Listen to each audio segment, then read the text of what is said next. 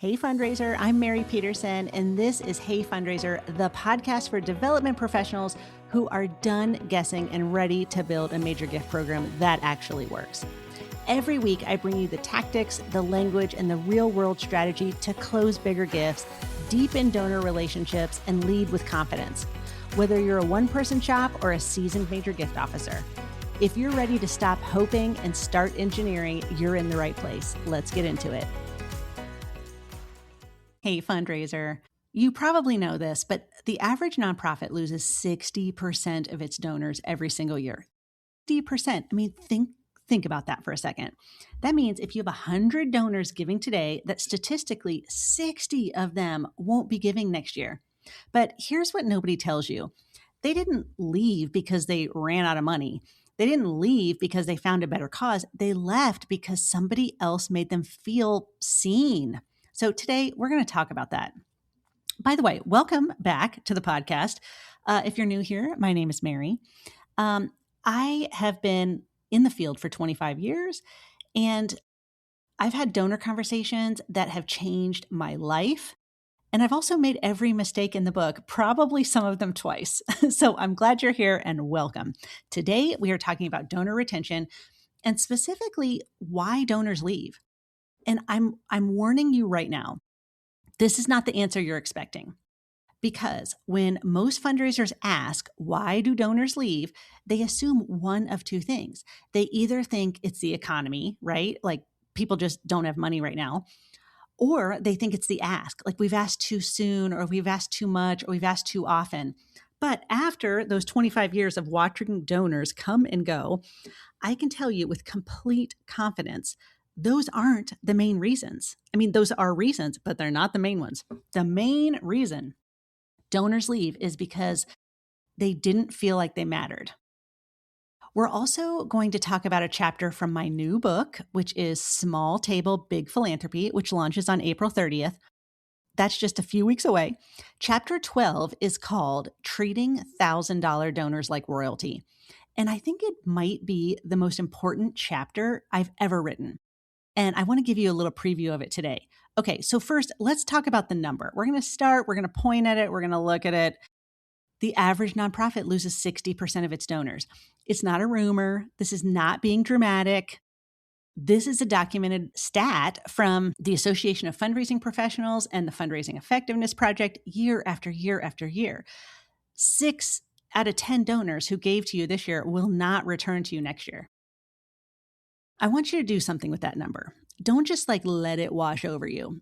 I want you to make it concrete. Like, how many donors do you have right now who gave in the last 12 months? I mean, kind of think of that number, just ballpark. Now take 60%. Those are the donors you're likely to lose this year if you don't change something. And now I want you to think about what those donors are worth. And not just this year's gift, but like their lifetime value. And not only the revenue, but what they bring to your community of donors, what their volunteer hours, like all of the things. So if $1,000 donor gives to you for 10 years, that's 10K, of course. If they grow into a $5,000 donor by year 5, you're looking more at like $30,000 to $40,000 over a decade. If they become a major donor, which is very possible, and we're going to talk more about that, you could be looking at $50,000, $100K, $250,000 over the lifetime. You lose that donor in year 2, you didn't just lose $1,000, you lost everything that followed. So the cost of attrition is not the gift they didn't give this year. The cost is the relationship you'll never have. And that changes everything about how we should be thinking about retention. Here's the hard truth. I'm going to say it out loud because I think most of us know this on some deep, dark level, but we're not saying it clearly enough in our organizations and in the sector. A lot of donors, especially mid-level donors, right? The 500 to 5K range, they feel like ATM machines. They feel like the only time you reach out is when you need a withdrawal. You send an appeal in November. You send the spring appeal. Then it's time for the golf tournament over the summer. Then we've got the gala in the fall. And in between all those different asks tends to be silence or newsletters, which who knows if people are reading them. I mean, we all assume that they read every single word that we put out to them, but they don't. And that's the truth. And I understand how this silence happens. I genuinely do. You're running lean, you're doing the job of three people, and stewardship is always the thing that gets bumped. And when something urgent comes up, and something urgent is always going to come up, stewardship just keeps falling off the plate. But here's what I need you to understand. Your donors don't experience your silence as, oh, she's just busy. They experience your silence as they got what they needed from me and now they've moved on. That's the story they tell themselves. And when the next appeal shows up, that story is already there and it makes them want to give less or just less likely to give and less likely to give the next year and then the next year. And then one day they just don't. Now, you may think I'm being tough, but these are things donors have actually said to me over the last 25 years. The organizations with the highest retention rates, the ones who, 70%, 80%, sometimes 90% of their donors are giving year over year, they don't have bigger development teams. They don't have fancier software. What they have is a culture where every donor interaction is treated as a relationship moment and not a transaction. Here's the thing. You can build that culture even with a team of one. And I want to talk to you and show you how to do that today. So here are 7 ways to make $1,000 donors feel seen. Now, you can apply this to all levels of donor, but this is really the heart of chapter 12 in Small Table, Big Philanthropy, because there's something very sticky, something very delicious about the $1,000 donor. Like somebody smart, right? Princeton, Harvard, if you're listening to this, like somebody needs to study the $1,000 donor. Because in my experience, any donor that gives to you for 3 consecutive years at the 1K level should be asked for a $10,000 commitment. Because when I've done this in the past, and I've done it many times, when I ask for the 10K, I get one of 2 answers. One is, yes, here's a check. I've been waiting for you to ask. I would love to lean in. I've been giving to you. I love your organization, all the things. And then I leave that coffee meeting like, wait a minute, they just quickly wrote a check for 10K. Did I undersolicit? And the answer is probably yes, but I'll ask for more next time. The second reaction I get is, wow, I can't jump from like 1K to 10K, but I could pay that off for 2 years. So you're still getting them from 1K to 5K, and donors are quite habitual. So once you get them up those staircase, they tend to stay at that level. So let's dig into this. So there are 7 specific concrete things you can do. These aren't ideas. They're not principles, just things. These are how to make your donors feel like the most important partners that they are. So 1, the handwritten note. I know. You've heard this before, but I want to be specific because the way most people do this is wrong. They write, thank you for your generous gift of 1,000. That's a receipt, friend. You need to write something personal. Like, I've been thinking about your gift this week, and I want you to know that because of you, 12 families in our city are going to sleep in a warm shelter tonight. I am so grateful that you are in our corner. That takes 4 minutes. It's not replaceable by an email. Write the note. Okay, number 2 is like the unexpected update. I like this one. So it's not in a newsletter. A personal note or call kind of says, I wanted to reach out because something happened this week and I thought you'd want to know about it.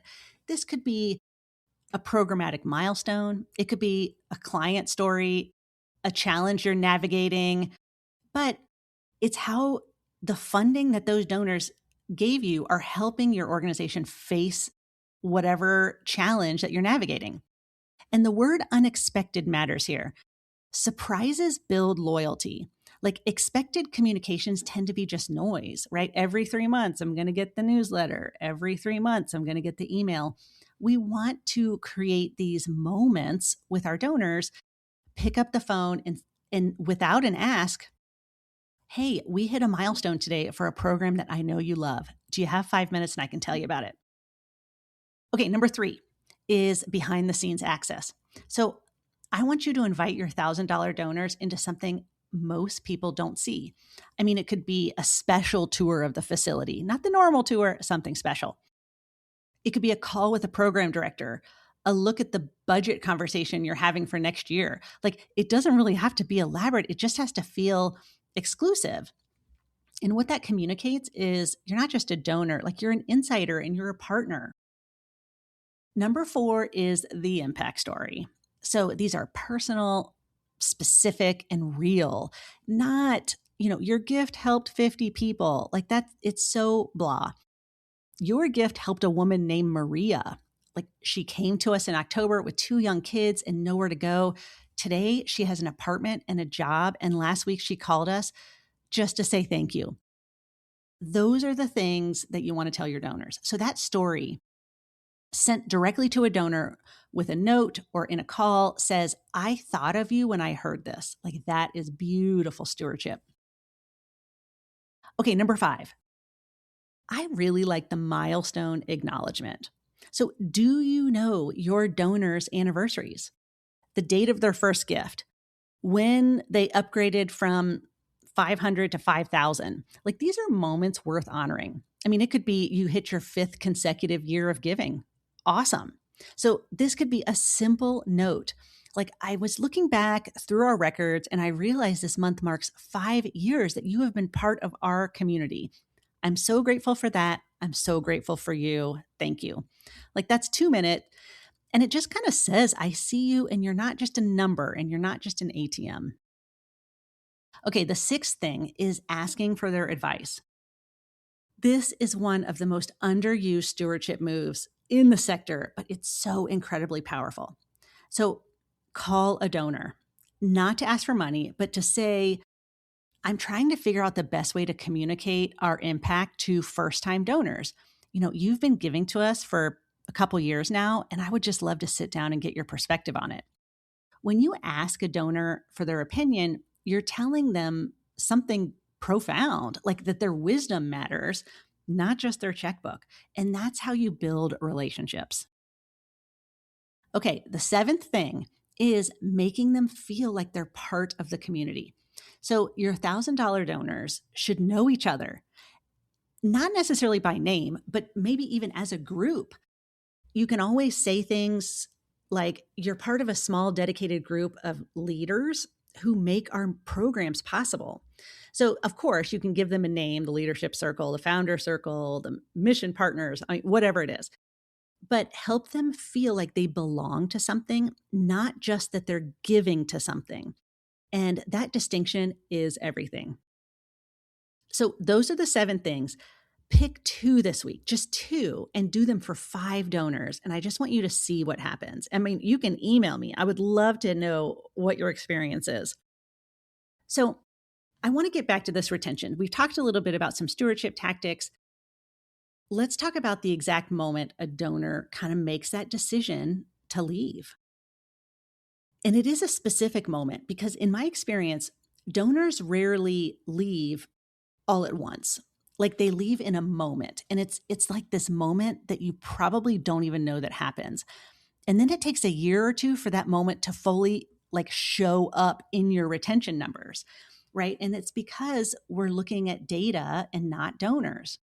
Here's what that moment usually looks like. Okay, a donor gives.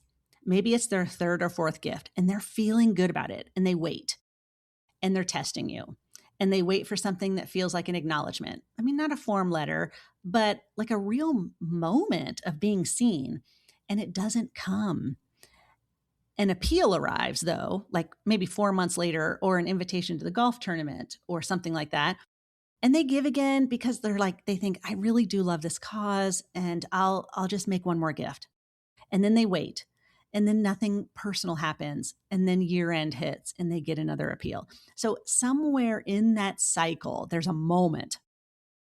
It might be when a friend tells them about another organization that the friend gives to and says, this organization just is so great. I know so much about it. They're in touch with me. I mean, who knows? Or it might even be when they get yet another impersonal mass email and they think,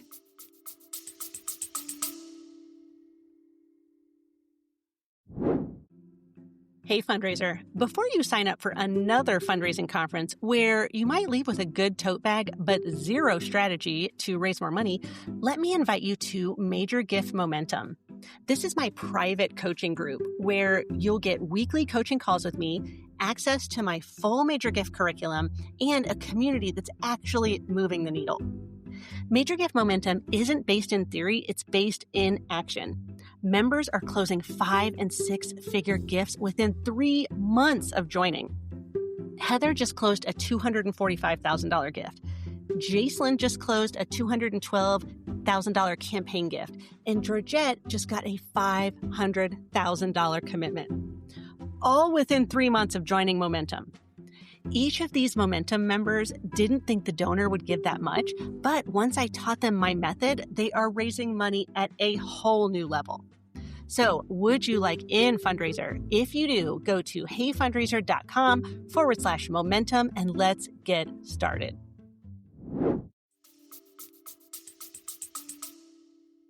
I don't know that this organization knows my name. Or it might be when they call the organization with a question and nobody returns the call. Like it just went to like some rando voicemail somewhere. And that is the worst. So in these moments, like a quiet decision is made. It's not like I'm leaving this organization. It's more like I'm not sure that I should come back to this organization. And the one touch that could have changed this is a phone call. That's it, a phone call. And one that's not about money. I mean, all you have to do is say, hi, this is Mary from this organization, and I'm calling to thank you and tell you about something that happened because of your gift. Do you have 3 minutes? That's the call. That's the difference. And it costs you nothing except 10 minutes. And frankly, fundraiser, that is going to be your day maker call of the day.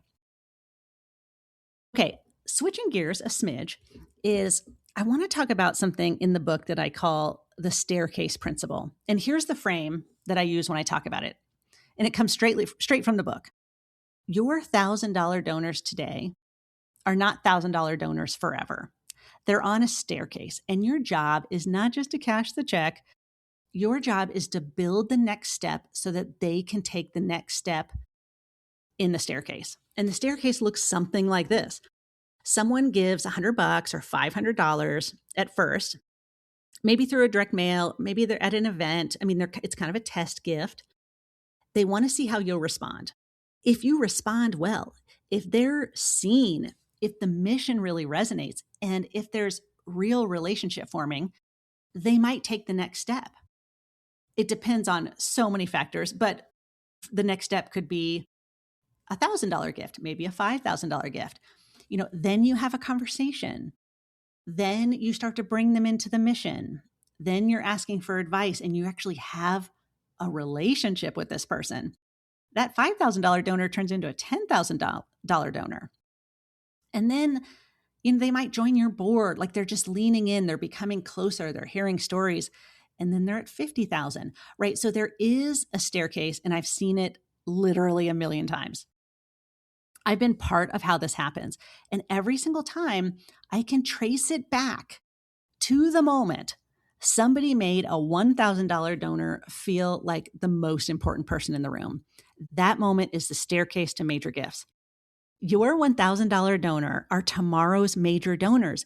So start treating them like that now, and you will get them up the staircase quicker and frankly, in a more joyful way. Now, I want to talk about the biggest lie that we tell ourselves.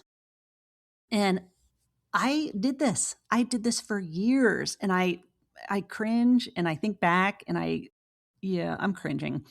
So let's just name it, because I hear this constantly, and I think it's genuinely holding organizations back. I mean, it held me back with my donor relationships for many years until I straightened up. But here's the lie. I'll steward donors better when things slow down. Have you ever heard somebody say this? I've said it. It sounds so reasonable, right? Like, okay, things are crazy this week. Let me wait till next week. Well, next week's also crazy. Like, we have a gala coming up. We're in the middle of a grant deadline. You know, a staff person just left. And so we're kind of divvying that work up. When this passes, when all the things calm down, that's when I'm going to make my stewardship calls. Fundraiser, it never slows down. The gala leads to year end. Year end leads to the spring campaign. The spring campaign leads to the golf tournament. The golf tournament leans to the, whatever, the 5K or summer something. Like, the nonprofit calendar does not have a slow period. It used to, but it doesn't do that anymore. And it's an illusion of a slow period that never happens. And while we're waiting for things to slow down, your donors are having that moment, right? That they're quietly deciding whether they're still in with you or not. So here's what I want you to do instead. Stop thinking about stewardship as something you'll eventually kind of get to, and start thinking about it as something that takes 15 minutes a day. Every single day, 15 minutes. That's it. I mean, sit down and write 2 notes, make 1 personal call, send 2 super personal emails. If you can do that every single day, by the end of the month, you're going to have done that for like 40 to 60 people. That's 40 to 60 people who have felt seen every single month. 40 to 60 relationships that are deepened, and those 40 to 60 relationships are what increase your retention. So stewardship really isn't a project like, oh, I've got to do this, I've got to tick this off the list. It is a practice. One thing that I learned very early on in my career, especially when I started managing other fundraisers, because I would come into the office, I'd be like, okay, I'm going to do these 5 things today. And I would sit down at my desk and all hell would break loose. I barely got to any of the things that I wanted to get to. And then it would be 4:00 in the afternoon. And I would think, I can't call a donor now. And I'm exhausted. So I'm going to give you a 7 touch point stewardship plan. But one other tactic that I'm just going to throw in here for fun is when I started having those feelings of, I am not getting what I need to get done, what I would do is every morning I would come into the office and I would make 3 donor calls. 3. It could be somebody who just made a gift yesterday and I was just calling to thank them. It could be that I needed to call a donor who made a major gift last month and I needed to call and see how their surgery went. It could be so many different things, but like clockwork, every day I would sit down at 9:00 in the morning and make 3 donor calls. And you know what? After like 6 weeks, I started to realize that was like my most favorite 30 minutes of the day. And then if my day went sideways, like it always did, I knew like, okay, I made those 3 calls. Like I did something for my donors today. And so that's when I really realized that stewardship isn't a project. It's not a task like, okay, now stewardship is done. I'm going to tick it off the list. It is a practice. So I want to leave you with something also very practical. This is a stewardship framework that I teach inside Major Gift Momentum. And I want to give it to you right now so that you can start using it this week. For every donor in your mid-level and your major gift portfolio, aim for 7 meaningful touches every single year. Not 7 appeals, but 7 relationship building moments. And here's what that looks like. And of course, you can make this into anything you want, but I'm just going to give you something to react to. So, touch 1 could be a personal thank you call within 48 hours of their gift. Not from a volunteer, from you, from the executive director. 2 minutes. Donors are busy too. Like, I think you can call and say, I just wanted to personally say thank you. Your gift matters so much more than you know. And over the next year, I'm going to help you understand how much it means. Okay, so touch 2 is just a handwritten note. Like it could be a month or 2 months after they made the gift, but just send the note. And it needs to be specific and personal and lovely. Touch 3 is a personal impact statement, like just an update. It doesn't, I mean, when people hear the word statement, they think like 3-page glossy situation. No, no, no. A personal impact update in the first 90 days. It literally can be an email. I wanted to let you know what's happened because of your gift.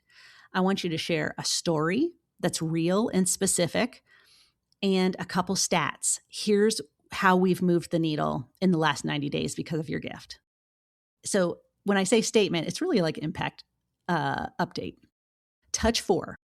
I want you to do just a personal check-in call with no agenda mid-year. How are you? I've been thinking about you. I wanted to reach out. No ask, no agenda. I mean, well, there is an agenda. Just deepen the relationship. Okay, touch 5 is an invitation to something, not a gala, not the invitation that they're going to get for the golf tournament or whatever. A tour, a call from a program leader, an event just for 10 people or less, like just something that says to them, you're on the inside and you're a partner of ours and we see you and we appreciate you. Okay, touch number 6 is like an end of year impact summary, not the newsletter, a personal note from you that speaks directly to this donor, what their gift did, what program they love, and what made possible. Okay, and then touch 7 is just a gratitude call.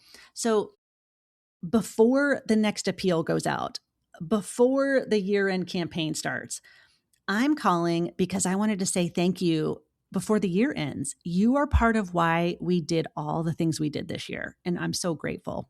That's it. 7 touches. I mean, really, it's like 1 per month on average. And this isn't about volume. I mean, it's really about presence. It's about being somebody who shows up genuinely in someone's life. So not just when you need something, but when you need to show that the relationship matters. This is what keeps donors. Not better appeals, not better events, but actual relationships. Okay, I'm going to wrap it up here. So the ask is not the problem. Donors don't get mad when you ask them to give more or to do something that they love. They feel honored. So the ask is not the retention problem. We may ask too often, not sure. I mean, you have to really look at that. But what happens when you steward donors, the way we've talked about today, I mean, when you really make them be seen, feel seen, when you show up and you build that staircase, is that by the time you invite them to a bigger gift, they're ready. They've been waiting, and you're much more likely to get a yes. So because they love your organization, and because they want to do more.